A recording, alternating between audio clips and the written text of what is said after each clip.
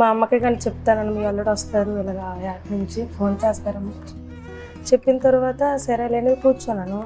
Phone రాలే. ఉదయం morning 10 అయింది, వేరే వాళ్ళు ఫోన్ చేశారనమాట నా మొబైల్కి.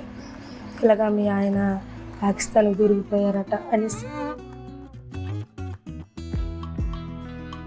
అలాగే మేము పోస్ట్ ఆఫీస్కి వెళ్ళి ఇలాగ రాస్తే పాకిస్తాన్ రాస్తే వాళ్ళు చదివారు. పాకిస్తాన్ ఏంటి, పాకిస్తాన్కి మీకేం సంబంధం?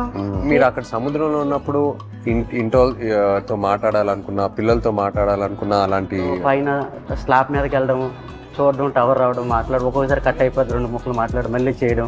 మేము సేఫ్లో లేదు సార్, మా యాస వేరే ఉంటుంది.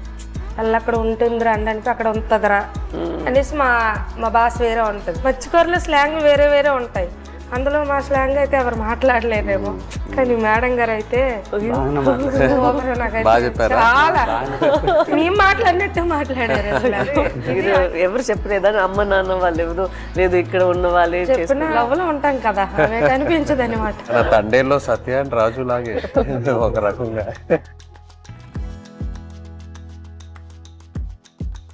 అయితే సార్ అక్కడ ఎంత బాధపడ్డామో అంత హ్యాపీగా ఉంది ఈరోజు. ఎందుకంటే అది ఒక జీవితంలో గుర్తుండిపోద్దలుగా మా రియల్ స్టోరీ.